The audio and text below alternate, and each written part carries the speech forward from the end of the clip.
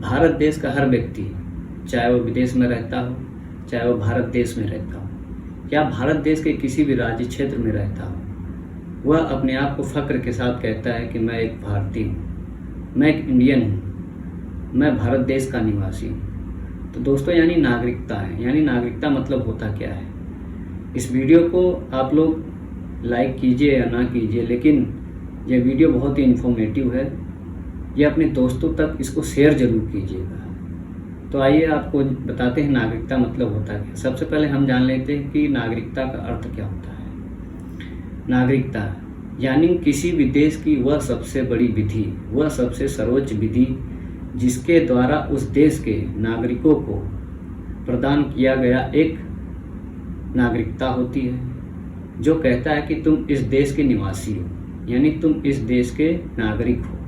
अब प्रश्न उठता है कि भारत देश में कहाँ दिया गया है नागरिकता के बारे में, यानी नागरिक हम कैसे हैं भारतीय। तो दोस्तों बताते हैं कि भारत देश के संविधान के भाग 2 के अनुच्छेद 5 से लेकर के 11 तक में नागरिकता के बारे में बताया गया है। अब आपको हर एक अनुच्छेद 5, 6, 7, 8, 9 और 10 के बारे और 11 के बारे में एक एक अनुच्छेद को संक्षेप में बताते हैं। बात करते हैं अनुच्छेद 5 की।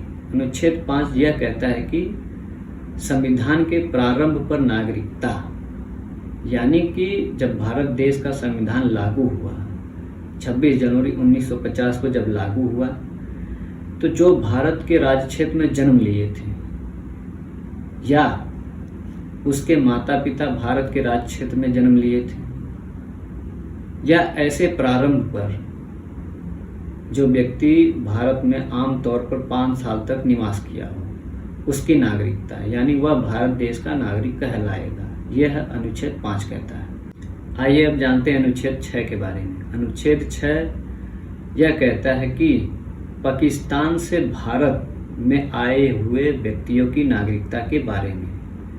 यानी अनुच्छेद 6 को जानने से पहले हमें ये जानना चाहिए कि मतलब जो अनुच्छेद 6 बनाया गया था उस समय की परिस्थितियों को देख के बनाया गया था, लेकिन वर्तमान में इसका कोई महत्व नहीं है। तो अनुच्छेद 6 को जानते हैं। अनुच्छेद 6 में जो ऐसे व्यक्ति,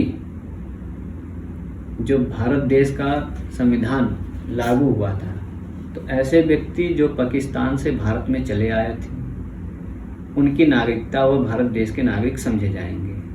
लेकिन उसमें 1-2 कंडीशंस दी गई हैं, जिनमें कि उसके माता पिता है या ऐसे व्यक्ति या उसके माता पिता हैं या उसके दादा दादी हैं, वह संविधान प्रारंभ होने से पहले 19 जुलाई 1948 तक भारत में चले आए थे, वो भी भारत के नागरिक समझे जाएंगे। मतलब 1950 में अपना संविधान लागू हुआ था, लेकिन 1935 में भारत शासन अधिनियम द्वारा ऐसे व्यक्ति जो जन्म लिए थे, उसके अंतर्गत 19 जुलाई 1948 को जो भारत देश में आ गए थे पाकिस्तान से, उनकी नागरिकता वह भी भारत देश के नागरिक समझे जाएंगे। ये तो हो गई बात अनुच्छेद 6 के बारे में। अब आइए जानते हैं अनुच्छेद 7। अनुच्छेद 7 क्या कहता है? अनुच्छेद 7 इसका उल्टा बोलता है। अनुच्छेद 7 कहता है कि ऐसे व्यक्ति जो भारत से पाकिस्तान को चले गए हैं, मतलब अनुच्छेद 6 में तो पाकिस्तान से भारत में आ गए थे, लेकिन अनुच्छेद 7 में ऐसे व्यक्ति जो भारत से पाकिस्तान में चले गए हैं, जो अपना संविधान 26 जनवरी 1950 में लागू हुआ था, 1950 से पहले 1947 यानी 1 मार्च 1947 को जो व्यक्ति भारत छोड़कर पाकिस्तान में चले गए थे और संविधान प्रारंभ होते समय वो भारत में नहीं आए, तो वह व्यक्ति भारत के नागरिक नहीं समझे जाएंगे। यह था अनुच्छेद 7। अनुच्छेद 7 और अनुच्छेद 6 और 7 उस समय की परिस्थितियों को देखकर बनाया गया था। अब बात करते हैं अनुच्छेद 8। अनुच्छेद 8 भी एक सिंपल है, इसको भी समझते हैं। उसी समय की परिस्थिति थी। अनुच्छेद 8 यह कहता है कि ऐसे व्यक्ति जो जिनका उद्भव किसी बाहरी देश में हुआ है, लेकिन वह भारत शासन अधिनियम 1935 के द्वारा उनके माता पिता या कोई भी व्यक्ति भारत में जन्म लिया हुआ है, यदि वह कहीं विदेश बस गया है, फिर भी वह भारत देश का नागरिक समझा जाएगा। ये हो गया।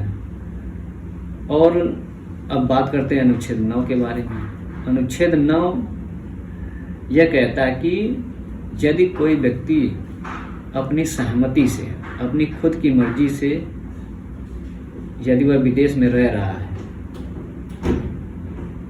रहते हुए अपनी खुद की मर्जी से यदि वह उस देश की नागरिकता को अर्जित कर लेता है, यानी उस देश, जिस देश में रहता है, उस देश में वह अपनी स्वेच्छा अनुसार, मतलब अपनी इच्छा के अनुसार उस देश की नागरिकता अर्जित कर लेता है, तो वह व्यक्ति भारत देश का नागरिक नहीं समझा जाएगा।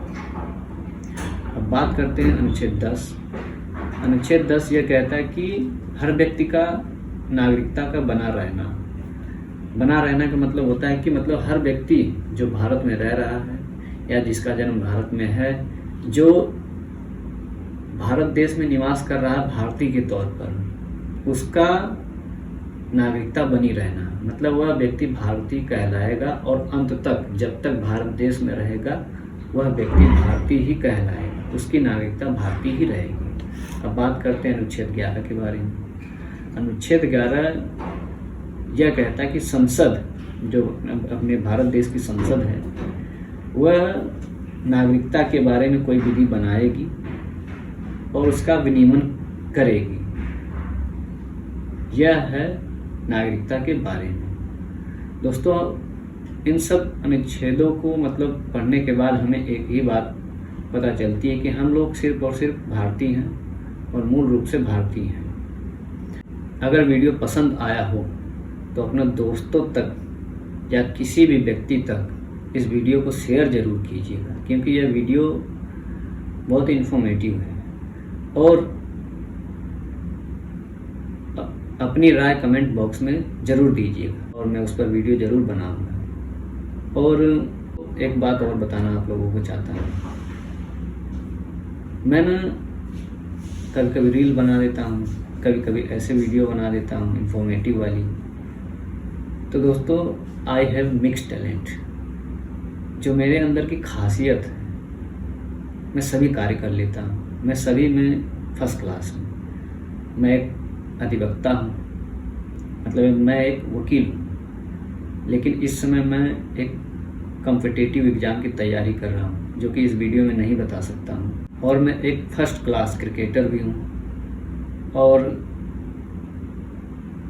मैं समाज में परिवर्तन लाने के लिए एक सामाजिक कार्यकर्ता भी हूँ, और मुझे एक्टिंग भी आती है, जैसा कि आप रील्स में देखे होंगे। थोड़ा बहुत डांस भी आता है। मैं एथलीट भी हूँ, मतलब बहुत तेज़ दौड़ता भी हूँ, 100 मीटर हो, 200 मीटर हो, 400 मीटर हो, ये। और मैं एक अच्छा फुटबॉलर भी हूँ, और मैं अच्छा एक वक्ता भी हूँ, मतलब बोलता भी हूँ, अपने लोगों तक अपनी बातें पहुँचाता भी हूँ, और अपने समाज, अपने लोगों या सभी समाज के लोगों को जागृत भी करता हूँ। तो ऐसी कोई बात नहीं है कि कभी मैं रील्स भी बना देता हूँ ऐसे एक्टिंग वाला।